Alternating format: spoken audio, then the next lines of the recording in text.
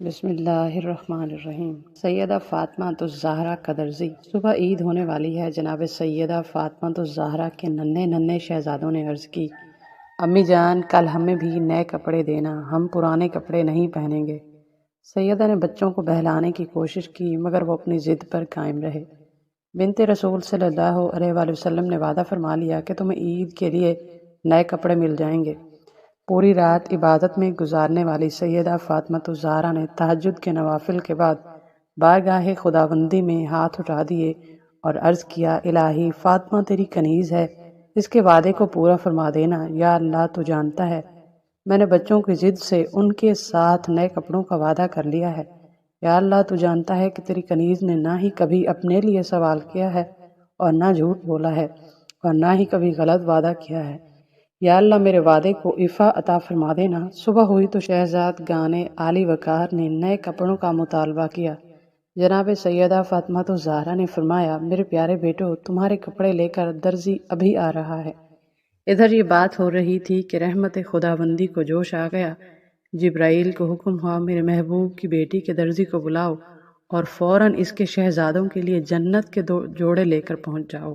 حضرت علی رضی اللہ تعالی عنہ نے اپنے ایک شاگرد سے فرمایا کہ میں تمہیں اپنا اور اپنی بیوی فاطمہ رضی اللہ تعالی عنہ کا جو حضور صلی اللہ علیہ وآلہ وسلم کی صاحبزادی اور سب گھر والوں میں زیادہ لاڈلی تھی قصہ نہ سناؤں؟ انہوں نے عرض کیا، ضرور سنائیں۔ فرمایا کہ وہ خود چکی پیستی تھی جس سے ہاتھوں میں گڑھے پڑ جاتے تھے اور خود ہی مشک بھر کر لاتی تھیں جس سے سینہ پر رسی کے نشان پڑ گئے تھے، خود ہی جھاڑو دیتی تھی جس کی وجہ سے کپڑے میلے رہتے تھے۔ ایک مرتبہ حضور اقدس صلی اللہ علیہ وسلم کی خدمت میں کچھ لونڈی غلام آئے۔ میں نے حضرت فاطمہ سے کہا کہ تم اپنے والد صاحب کی خدمت میں جا کر ایک خادم مانگ لاؤ تو اچھا ہے، سہولت رہے گی۔ وہ گئیں۔ حضور اقدس صلی اللہ علیہ وآلہ وسلم کی خدمت میں لوگوں کا مجمع تھا اس لیے واپس چلی آئیں۔ حضور صلی اللہ علیہ وآلہ وسلم دوسرے روز خود ہی مقام پر تشریف لائے اور فرمایا، تم کل کس کام کو آئی تھی؟ وہ چپ ہو گئیں، شرم کی وجہ سے بول نہ سکی۔ میں نے عرض کیا، حضور صلی اللہ علیہ وآلہ وسلم چکی سے ہاتھ میں نشان پڑ گئے ہیں، مشکیزہ بھرنے کی وجہ سے سینہ پر بھی نشان پڑ گئے ہیں، جھاڑو دینے کی وجہ سے کپڑے میلے رہتے ہیں۔ کل آپ کے پاس کچھ لونڈی غلام آئے تھے اس لیے میں نے ان سے کہا کہ ایک خادم اگر مانگ لائیں تو ان مشقتوں میں سہولت ہو جائے گی۔ حضور صلی اللہ علیہ وآلہ وسلم نے فرمایا، فاطمہ اللہ سے ڈرتی رہو اور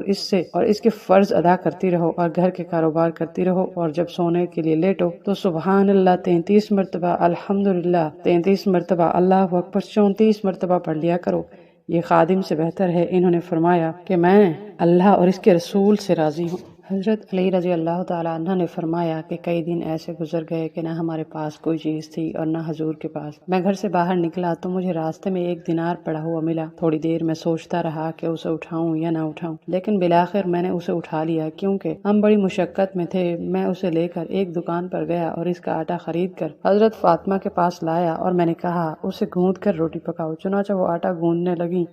ان کی کمزوری کا یہ حال تھا کہ ان کے پیشانی کے بال برتن سے ٹکرا رہے تھے۔ پھر انہوں نے روٹی پکائی، پھر میں نے حضور کی خدمت میں حاضر ہو کر سارا قصہ سنایا۔ آپ نے فرمایا، تم اسے کھا لو کیونکہ یہ وہ روزی ہے جو اللہ نے تم کو عطا فرمائی ہے۔ ایک روز حضرت فاطمہ الزہرا نے ایک روٹی حضرت علی کو دی، ایک روٹی حسن اور حسین کو دی اور ایک روٹی خود کھانے لگی۔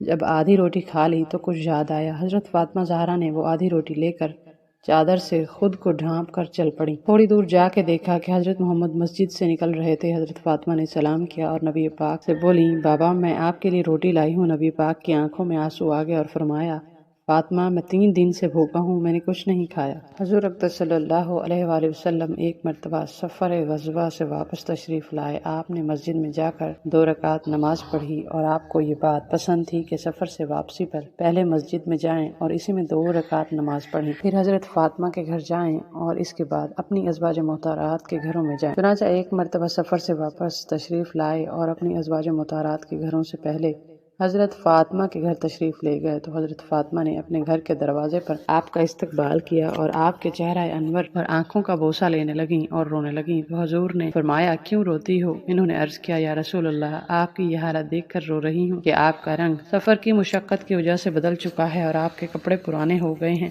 یہ سن کر آپ نے فرمایا اے فاطمہ مت رو، اللہ نے تمہارے باپ کو ایسا دین دے کر بھیجا ہے جس کو اللہ روئے زمین کے ہر پکے گھر میں اور ہر کچے گھر میں اور ہر اونی خیمہ میں ضرور داخل کریں گے۔ جو اسلام میں داخل ہوں گے وہ عزت پائیں گے اور جو داخل نہیں ہوں گے وہ ذلیل ہوں گے، اور دنیا کے جتنے حصے میں رات پہنچتی ہے اتنے حصے میں یہ دین بھی پہنچے گا، یعنی ساری دنیا میں پہنچ کر رہے گا۔ حضرت سلمان رضی اللہ تعالیٰ عنہ فرماتے ہیں کہ ہم لوگ حضور صلی اللہ علیہ وآلہ وسلم کے ارد گرد بیٹھے ہوئے تھے کہ اتنے میں ام ایمن رضی اللہ تعالیٰ عنہ آئیں اور انہوں نے کہا یا رسول اللہ، حسن اور حسین رضی اللہ تعالیٰ عنہ گم ہو گئے ہیں۔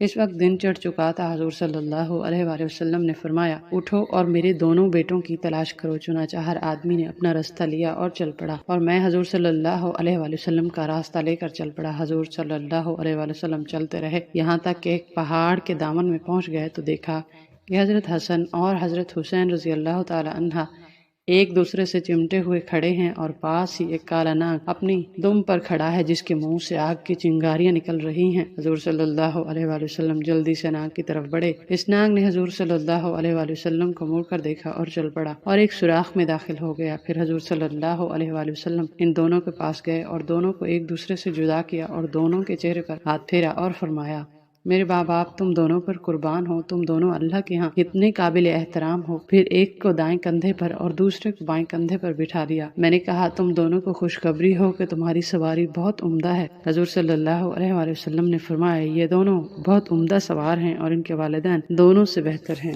ایک مرتبہ نبی کریم صلی اللہ علیہ وآلہ وسلم کے ساتھ حضرت جابر سفر کر رہے تھے۔ آرام کے گھر سے حضور ایک کھجور کے سائے میں بیٹھے تو اچانک ایک کالا سانپ آپ کے پاس پہنچ کر اپنا منہ آپ کے کان کے قریب لے گیا۔ کچھ دیر بعد حضور نے اس سانپ کے کان سے قریب اپنا منہ مبارک لے جا کر کچھ فرمایا۔ اس کے بعد وہ سانپ ایسے غائب ہوا جیسے اس کو زمین نکل گئی ہو۔ ہم نے عرض کی یا رسول اللہ، ہم اس سانپ کو آپ کے قریب دیکھ کر ڈر گئے تھے۔ آپ نے فرمایا کہ وہ جانور نہیں تھا بلکہ جن تھا۔ فلاں سورت کی چند آیات بھول گیا تھا، انہی آیات کی تحقیق کے لیے جنات نے اسے بھیجا تھا، تم لوگ موجود تھے اس لیے وہ سانپ کی شکل میں آیا تھا۔ اس کے بعد حضور ایک گاؤں میں پہنچے تو وہاں کے لوگوں نے عرض کی یا رسول اللہ، اس گاؤں کی ایک خوبصورت عورت پر ایک جن عاشق ہو گیا ہے، اس نے اتنا پریشان کر رکھا ہے کہ نہ وہ کھاتی ہے نہ پیتی ہے، بس مرنے کے قریب ہے۔ حضرت جابر رضی اللہ تعالیٰ عنہ فرماتے ہیں کہ اس عورت کو میں نے بھی دیکھا، وہ ایسی تھی جیسے چاند کا ٹکڑا۔ حضور نے اسے پکار کر فرمایا اے جن، کیا تجھے معلوم ہے کہ میں اللہ کا رسول محمد صلی اللہ علیہ وآلہ وسلم ہوں؟ تو اس عورت کو چھوڑ کر یہاں سے چلا جائے۔ یہ سنتے ہی وہ عورت صحت یاب ہو گئی اور ہوش میں آنے پر اپنا منہ ہم سب سے چھپانے لگی۔ ایک بد شکل شخص حضور صلی اللہ علیہ وآلہ وسلم کی خدمت میں حاضر ہوا اور اس کی بیوی نہایت ہی حسین تھی۔ آپ نے اس شخص سے پوچھا کہ تیری بیوی تیرے ساتھ کیسا برتاؤ کرتی ہے؟ اس نے کہا میری بہت قدر کرتی ہے، میری بلا اجازت گھر سے باہر نہیں نکلتی، اپنے حسن و جمال کا لحاظ نہیں، میری خدمت کا خیال کرتی ہے۔ یہ سن کر آپ نے فرمایا کہ جا اور اس سے کہہ دے کہ وہ جنتی عورتوں میں سے ہے، کیونکہ باوجود حسن و جمال کے اپنے شوہر کی تابعداری کرتی ہے، اس کی بدصورتی پر نہیں جاتی۔ اس حدیث سے معلوم ہوا کہ شوہر کی خدمت کرنے سے عورت کو جنت حاصل ہوتی ہے، بالخصوص وہ عورت جو کہ حسن و جمال میں شوہر سے بڑھ کر ہے، مگر وہ حسن و جمال پر فخر کے بجائے شوہر کی خدمت پر فخر کرتی ہے۔ حضرت ام سلمہ رضی اللہ تعالیٰ عنہ بیان کرتی ہیں کہ ایک دفعہ حضور نبی کریم ایک صحرا میں سے گزر رہے تھے، کسی ندا دینے والے نے آپ کو یا رسول اللہ کہہ کر پکارا۔ آپ صلی اللہ علیہ وآلہ وسلم آواز کی طرف متوجہ ہوئے لیکن آپ کو سامنے کوئی نظر نہ آیا۔ آپ نے دوبارہ غور سے دیکھا تو وہاں ایک ہرنی بندھی ہوئی تھی۔ اس نے عرض کیا یا رسول اللہ، میرے نزدیک تشریف لائیے۔ بس آپ صلی اللہ علیہ وآلہ وسلم اس کے قریب ہوئے اور اس سے پوچھا تمہاری کیا حاجت ہے؟ اس نے عرض کیا اس پہاڑ میں میرے 2 چھوٹے چھوٹے نومولود بچے ہیں، بس آپ مجھے آزاد کرا دیجئے کہ میں جا کر انہیں دودھ پلا سکوں، پھر میں واپس لوٹ آؤں گی۔ آپ صلی اللہ علیہ وآلہ وسلم نے پوچھا کیا تم ایسا ہی کرو گی؟ اس نے عرض کیا اگر میں ایسا نہ کروں تو اللہ تعالیٰ مجھے سخت عذاب دے۔ بس آپ نے اسے آزاد کر دیا، وہ گئی، اس نے اپنے بچوں کو دودھ پلایا، پھر واپس لوٹ آئی۔ آپ نے اسے دوبارہ باندھ دیا۔ پھر اچانک وہ عربی متوجہ ہوا اور اس نے عرض کیا یا رسول اللہ، میں آپ کی کوئی خدمت کر سکتا ہوں؟ آپ نے فرمایا ہاں، اس ہرنی کو آزاد کر دو۔ بس اس عربی نے اسے فوراً آزاد کر دیا۔ وہ وہاں سے دوڑتی ہوئی نکلی اور یہ کہتی جا رہی تھی میں گواہی دیتی ہوں کہ اللہ کے سوا کوئی عبادت کے لائق نہیں اور آپ صلی اللہ علیہ وآلہ وسلم اللہ کے رسول ہیں۔